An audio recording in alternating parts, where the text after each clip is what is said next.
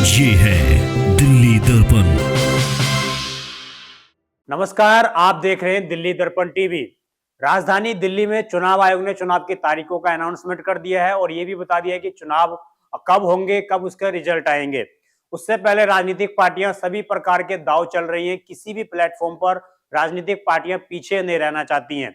विशेषकर social media पर तो ऐसा उत्साह मना हुआ है कि मानिए कोई फिल्म की शूटिंग चल रही हो, जिस तरीके से एक फिल्म के बदले में दूसरी फिल्म आती है, एक वेब सीरीज के बदले में दूसरी वेब सीरीज आती है, उस तरह का माहौल सोशल मीडिया पर इन दिनों आम आदमी पार्टी और बीजेपी के बीच में बना हुआ है।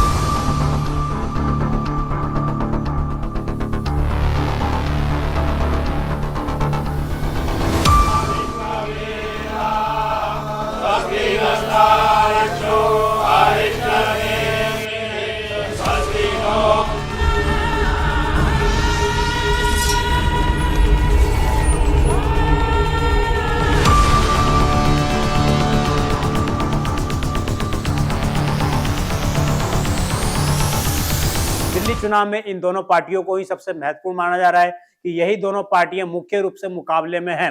वही कांग्रेस को भी गिना जा रहा है, परंतु उस तरह सीरियस दोनों ही पार्टियां कांग्रेस को नहीं ले पा रही हैं। तो कांग्रेस भी पोस्टर वार में कुछ हद तक नजर आती, कुछ हद तक नजर नहीं आती है। उसके हिसाब से उस तरह के पोस्टर नहीं जारी किए जाते हैं जिस तरह के राजनीतिक पोस्टर आम आदमी पार्टी और बीजेपी के द्वारा जारी कंटिन्यूस किए जा रहे हैं। आपको बता दें, आखिरकार सोशल मीडिया पर किस तरह के पोस्टर वार हो रहे हैं जिसके माध्यम से युवा मतदाताओं को राजनीतिक पार्टियां लुभाने का प्रयास कर रही हैं।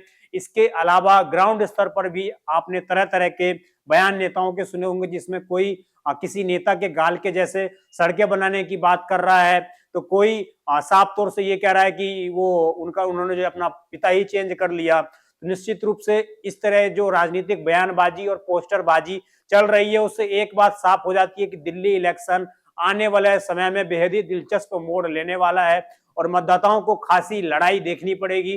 किस तरह अब मतदाता जो झुकते हैं वो देखने वाली बात होगी। उससे पहले मैं आपको बता दूं कि किस तरह के राजनीतिक पोस्टर सोशल मीडिया पर इन दिनों विभिन्न प्रकार की पार्टियां जो हैं अपने प्लेटफॉर्म पर डाल रही हैं, विशेषकर एक्स पर। सबसे पहले हम चलते हैं आम आदमी पार्टी की और आम आदमी पार्टी ने जो है कुछ दिन पहले बीजेपी को लेकर एक बात कही है, जिसमें उन्होंने सीधे तौर पर अमित शाह को टारगेट किया है, उनको चुनावी मुसलमान बता दिया है। चूंकि ऐसा पहली बार नहीं है जब अमित शाह को टारगेट सीधे तौर पर किया, इससे पहले भी किया है, परंतु आम आदमी पार्टी ने अमित शाह को चुनावी मुसलमान क्यों कहा, पहले आपको ये बता देते हैं। इससे पहले जो है इस पोस्टर को जो जारी किया, इसमें साफ साफ लिखा है, कभी सोचा है कि चुनाव आते ही बीजेपी को मुसलमानों की इतनी याद क्यों आती है। इसके नीचे फीचर भी लिखे। फीचर में साफ तौर से लिखा है रोहिंग्या, बांग्लादेशी, मौलवी, मौलाना, इमाम, वक्फ बोर्ड। यानी कि जिस मुद्दों पर बीजेपी चुनाव आते ही डिस्कशन करने लग जाती है, रैलियों में बोलने लग जाती है, उनके नेता सीधे तौर पर इन टॉपिकों पर बोलने लग जाते हैं, तो उसी टॉपिक को आम आदमी पार्टी ने ये कह दिया है कि बीजेपी को ठीक चुनाव से पहले मुसलमानों के बारे में ये सब चीजें याद आने लग जाती है, यानी कि वो चुनावी मुसलमान है। इस पोस्टर में अमित शाह को टोपी भी पहनाई गई है। इसके अलावा उनके बैकग्राउंड में जो जामा मस्जिद भी दिखाई दे रही है। इस पोस्टर में एक चीज और खासियत है कि आखिरकार इसका प्रोडक्शन हाउस कहां पर है। तो प्रोडक्शन हाउस इसमें लूटस को बताया गया, यानी कि बीजेपी का जो निशान है, चुनावी चिन्ह है कमल, उसको दिखाया गया प्रोडक्शन हाउस के रूप में। वहीं आखिरकार ये पोस्टर क्यों जारी किया गया, अब ये सवाल आपके मन में आ रहा होगा। तो ये पोस्टर जो है बीजेपी ने जब जारी किया था कि अरविंद केजरीवाल चुनावी हिंदू हैं, जिस तरीके से उनको दिखाया गया था, भूल भुलैया की जो फिल्म थी उसमें जो राजपाल का किरदार अरविंद केजरीवाल के ऊपर चिपकाया गया था और ये दिखाया गया था कि अरविंद केजरीवाल ठीक भूल भुलैया की तरह जो है चुनावी हिंदू बनने का प्रयास कर रहे हैं। ऐसा उन्होंने क्यों कहा, क्योंकि अरविंद केजरीवाल ने कुछ दिन पहले ही पुजारियों के लिए सैलरी का अनाउंसमेंट किया था, 18,000 रुपए सैलरी पुजारियों को देने का बात कही थी। तो उसी दौरान बीजेपी ने पोस्टर जारी किया और उसमें उनको चुनावी हिंदू करार दे दिया। उसके अलावा इस योजना के इस पोस्टर के माध्यम से यह भी बोला गया है कि इसमें जो लिखा है नीचे कि पुजारियों का सम्मान और मेरे लिए चुनावी छलावा है, तो मैं सिर्फ चुनावी छलावा कर रहा हूं, मैं कुछ भी उनको देने वाला नहीं हूं। इस तरह की बात जो है इस चुनावी पोस्टर में की गई है।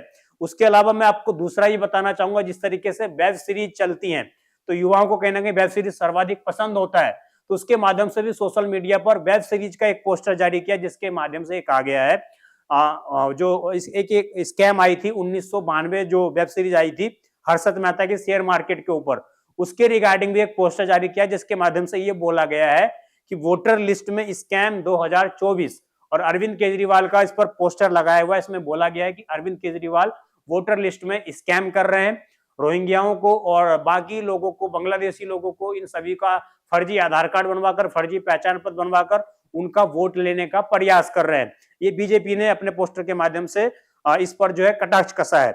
वहीं बीजेपी ने एक काम और किया है, जिसके माध्यम से उन्होंने एक लिस्ट जारी की, जिसमें नेटफ्लिक्स की तरह ऐप फ्लिक्स बना दिया, यानी कि युवाओं को लुभाने का एक बार फिर से प्रयास।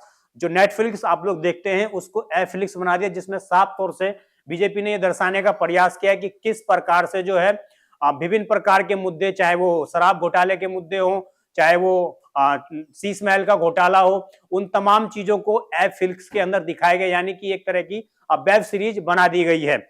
उसके अलावा इसमें जो है एक दूसरा पोस्टर आया है बीजेपी की तरफ से, जिसमें यह कहा गया है कि लूटर पोस्टर, इसको लूटर पोस्टर नाम दिया गया है, जिसमें सीएजी की रिपोर्ट आई है, और जिस तरीके से प्रधानमंत्री ने आम आदमी पार्टी पर कटाक्ष कसते हुए उसको आपदा ठहराया था, उसी के रिगार्डिंग एक पोस्टर जारी किया बीजेपी ने कुछ दिन पहले। इसमें साफ तौर से उन्होंने ये इंगित किया है कि 33 करोड़ का शीश महल बनाने के लिए जो है आप पार्टी ने कहीं ना कहीं दिल्ली की जनता को लूटने का प्रयास किया है। और इसके अलावा बीजेपी ने जो है बीजेपी ने तमाम पोस्टर जारी किए। उसके अलावा आम आदमी पार्टी ने भी तरह तरह के पोस्टर जारी किए, जिसमें उन्होंने साफ तौर से अमित शाह को ही टारगेट बनाया और उनको जो है ठग वाला पोस्टर जारी किया, उनको ठग ठहरा दिया उसमें।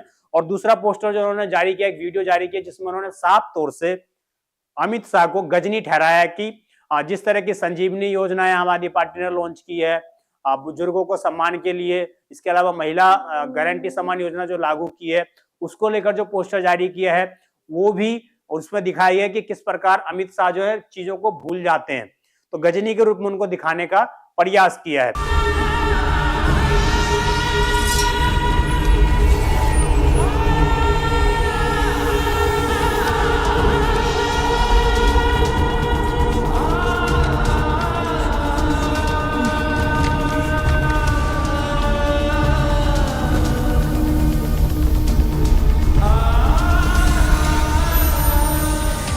क्यों चौंक गए ना शाह जी?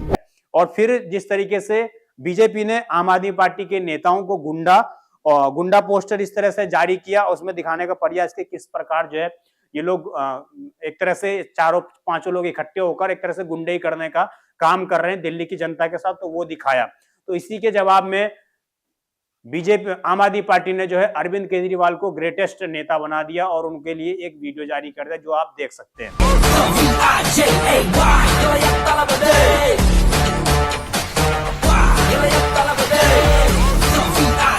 तो इन सब चीजों से एक बात जाहिर हो जाती है कि दिल्ली का चुनाव बेहद ही दिलचस्प होने वाला है। सोशल मीडिया पर तमाम पार्टियां, विशेषकर बीजेपी और आम आदमी पार्टी, आपस में पोस्टर वॉर जारी रखे हुए हैं और युवाओं को, मतदाताओं को जो सोशल मीडिया यूज करते हैं उनको लुभाने का भरपूर प्रयास कर रहे हैं, भरपूर पैसा भी खर्च कर रहे हैं। अब देखने वाली बात यह होगी कि जो पोस्टर वार हो रहे हैं क्या उसी तरह के ग्राउंड स्तर पर भी वो वार छिड़ते हैं या नहीं छिड़ते हैं, या ग्राउंड स्तर पर उस तरह का कोई रिजल्ट निकल कर आता है या नहीं आता है। क्या मतदाताओं के मन में ये जो राजनीतिक पोस्टर जारी किए जा रहे हैं इनसे कुछ फर्क पड़ने वाला है या नहीं पड़ने वाला है, ये देखना होगा आने वाली 8 फरवरी को। आप देखते रहे दिल्ली दर्पण टीवी। मैं विजय ठाकुर, धन्यवाद। लेटेस्ट खबरों के लिए सब्सक्राइब करें हमारा YouTube चैनल या फिर लॉग ऑन करें www.delhidarpantv.com। खबरों की कवरेज और विज्ञापनों के लिए संपर्क करें।